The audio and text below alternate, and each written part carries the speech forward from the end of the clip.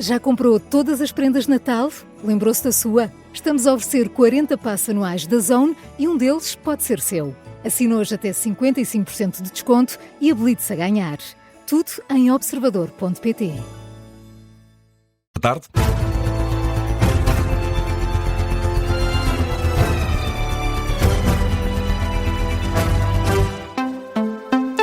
Edição das 6 na Rádio Observador com João Gama. E, João, começamos com o Presidente do Supremo Tribunal de Justiça, que defende que a Justiça não pode ficar refém de agendas políticas e de pressões mediáticas. É uma posição do juiz conselheiro João Cura Mariano. Alerta que a independência judicial não se protege sozinha e, por isso, pede vigilância, firmeza, pedagogia e ação. Na sessão solene que assinala os 50 anos da Associação Sindical dos Juízes Portugueses, João Cura Mariano recordou o papel da associação na construção de um poder judicial independente e exigiu que a Justiça seja capaz de reconhecer as suas falhas, aceitar críticas e promover a transparência. E nesta mesma sessão solene discursou o Presidente da Associação Sindical dos Juízes Portugueses, que alerta, João, para o desgaste e desmotivação dos magistrados. E exige mesmo que a justiça seja assumida como uma prioridade política e não apenas como um objeto de gestão corrente. Nuno Matos, presidente da associação que representa atualmente mais de 95% dos magistrados judiciais, considera ainda que uma reforma estrutural na justiça não pode acontecer sem propósito, ideia, o espírito de reforma, e sublinha que a melhoria do sistema implica vontade de investir por parte do poder político. E também a marcar a atualidade nacional, a Liga dos Bombeiros Portugueses vai pedir de imediato uma reunião à Ministra da Saúde, uma reunião sobre uma eventual reforma do sistema de emergência pré-hospitalar. No final do Conselho Nacional da Liga dos Bombeiros Portugueses, este fim de semana, o presidente da instituição, António Nunes, disse que os bombeiros têm ouvido nas últimas semanas várias comunicações não oficiais ou semi-oficiais do Ministério da Saúde acerca de uma eventual mudança no sistema atual de emergência. Uma mudança estrutural, aliás, como defendeu o novo presidente do INEM, Luís Cabral, não sob escuta aqui na Rádio Observador, e por isso António Nunes pede que os bombeiros sejam ouvidos sempre que esteja em cima da mesa uma reforma no setor de emergência pré-hospitalar em Portugal. Qualquer processo de reavaliação ou reforma do sistema propriamente dito deve ter a opinião da Liga dos Bombeiros Portugueses como representante dessas associações e por isso exigem estar em qualquer comissão ou em qualquer deliberação no sentido de apoiar uma solução que melhor satisfaça os interesses dos cidadãos. Em Felgueiras, onde decorreu este Conselho Nacional, o Presidente também exigiu o pagamento imediato de 30 milhões de euros que o Ministério da Saúde e o INEM estão a dever neste momento às corporações de bombeiros, um valor que diz respeito ao transporte de doentes urgentes para os hospitais. Os bombeiros garantem que têm garantido mais de 90% deste transporte. Exigir o pagamento imediato dos cerca de 30 milhões de euros que o Ministério da Saúde e INEM deve às associações humanitárias de bombeiros, considerando inaceitável que não sejam liquidadas as despesas fixas de setembro, outubro e novembro. António Nunes, que em declarações aos jornalistas no final deste Conselho em Felgueiras, explicou que já houve atrasos no pagamento do Ministério da Saúde, mas que nunca se estenderam por tanto tempo. E seguimos agora com mais uma crítica interna no PSD, uma crítica à reforma da lei laboral. Carlos Carreiras, antigo presidente da Câmara de Cascais, diz que o governo arranjou um problema que, João, não existia. E deixa assim várias críticas ao próprio processo. Carlos Carreiras foi dirigente do PSD, ministro de Cavaco Silva, antigo autarca social-democrata. Hoje, em declarações à SIC Notícias, admitiu que o governo de Luís Montenegro contribuiu para criar um mau ambiente negocial em torno da lei laboral. E não estou a isentar o governo de responsabilidades. Acho que teve grandes responsabilidades na forma como processou tudo isto. Acredito eu, ou quero acreditar eu, que o próprio Primeiro-Ministro entendeu isso, já chamou... Mas acha que o país precisa de uma revisão laboral como esta? Mas começa por aí, quer dizer, não era um tema, quer dizer, que estávamos todos muito preocupados com a alteração da lei laboral. E, portanto, enfim, foi arranjar um problema onde não havia esse problema. Não havia necessidade. Não havia necessidade.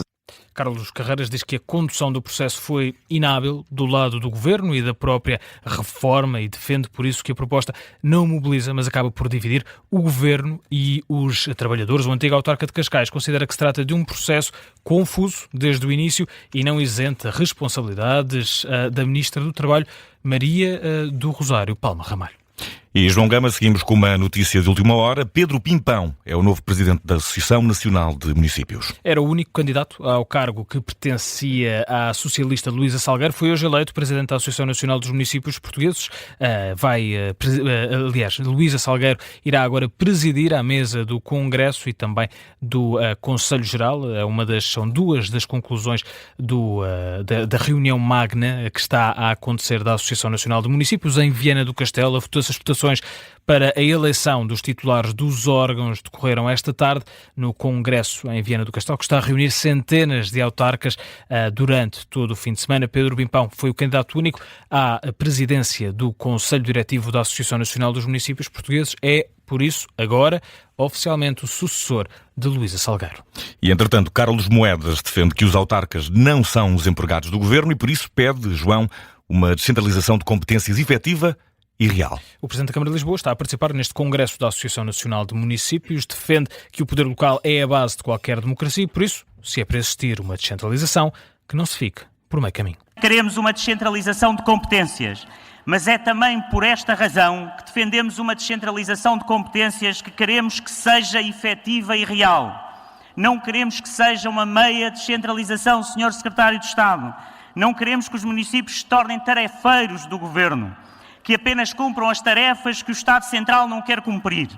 Reafirmar os princípios de 76 é reafirmar a descentralização, que ela nos dê verdadeiras competências na saúde, na educação, na área social, na segurança, para servir efetivamente as populações. Conhecemos as nossas localidades, por isso não façam dos autarcas empregados do Governo. Não somos, não seremos, somos eleitos pelo povo. Carlos Moedas a discursar no Congresso da Associação Nacional de Municípios. E vamos agora ao desporto. Milhares de fãs do futebolista Lionel Messi destruíram, João, um estádio em Calcutá, na Índia. O jogador argentino tinha a presença marcada para um dos mais aguardados espetáculos desportivos do século na Ásia, a Goat Tour of India. Existiam 3 eventos a decorrer em todo o país, com bilhetes acima dos 100 euros, mas logo o primeiro acabou a ficar marcado por muitos problemas. É o que nos conta o Diogo Varela. Lionel Messi é um nome inconfundível do desporto e não só. Esta manhã, na Goat Tour of India, houve a presença de estrelas de Bollywood, do cricket e também do astro argentino de futebol. O estádio Salt Lake, em Calcutá, na Índia, encheu com mais de 80 mil fãs na bancada, que esperavam uma demonstração de penaltis e a inauguração de uma estátua de Messi com 21 metros de altura. Ora, o argentino acabou por ter apenas uma aparição de 20 minutos, o que levou à fúria dos 80 mil fãs, decepcionados pelos elevados valores pagos pelos bilhetes. De seguida, uma invasão de campo que levou à destruição do estádio Salt Lake, entre bancadas, relevado e balizas. O organizador do evento foi detido pelas autoridades indianas, que o acusam de negligência e má gestão. Também a ministra-chefe de Bengala Ocidental já veio a público pedir desculpas a Lionel Messi e aos fãs por toda esta confusão causada. Um trabalho do jornalista Diogo Varela a resumir aqui o início desastroso da Goat Tour of India, um evento que levou Lionel Messi ao país 14 anos depois, desde a última e única vez do astro argentino do futebol no país asiático, um regresso que não correu bem. E continuamos neste caso a falar de desporto, agora falando mesmo do que vai acontecer dentro de campo. O Benfica mede forças com o Moreirense amanhã, jogo em Moreira de Cónegos. O treinador da equipa do Moreirense diz que a derrota frente ao Sporting já está ultrapassada. Ainda assim, Vasco Botelho Muniz admite que espera um jogo difícil contra um adversário com muita qualidade. O Benfica de José Mourinho garante que o Moreirense vai estar focado em jogar o seu jogo. Temos que estar muito alerta e muito focados naquilo que é a nossa própria estratégia. Vamos tentar ser ao máximo a equipa que gostamos de ser, sabendo que em alguns momentos temos um adversário com muita qualidade pela frente, que nos vai obrigar a estar mais desconfortáveis, se calhar em alguns momentos a defender mais baixo do que aquilo que quereríamos, não ter tanta bola como nós gostamos, mas olhamos para isso como uma oportunidade de crescimento e de podermos mostrar a nós mesmos que hoje estamos mais preparados do que na semana passada. A antevisão de Vasco Botelho Muniz ao jogo de amanhã frente ao Benfica. O Moreirense está em 7º lugar na Primeira Liga Portuguesa, vai receber o Benfica em casa, Moreira de Cónegos. Uma partida começa às 6 da tarde. Já o treinador das Águias, José Mourinho, decidiu pela terceira vez esta época não fazer uma conferência de imprensa de antevisão a um encontro, tendo prestado declarações apenas à Benfica TV. E vamos continuar a falar de desporto aqui na Rádio Observador. Na verdade, na segunda-feira vamos estar no Estádio do Dragão para acompanhar o encontro entre Futebol Clube do Porto e Estrela da Amadora. Amanhã, como disseste, João, vamos estar em Moreira de Cónegos para acompanhar o Benfica Moreirense. Mas hoje o Sporting vai receber o AVS numa partida a começar às 8h30 da noite, que vai ter relato e emissão especial aqui em direto na Rádio Observador. Relato de Bruno Martinho, comentários de Augusto Inácio, João Castro e também Pedro Henriques. É o ponto final nesta edição das 6 da tarde. João Gama de regresso às 6h30 para atualizar as notícias. João, até já. Até já.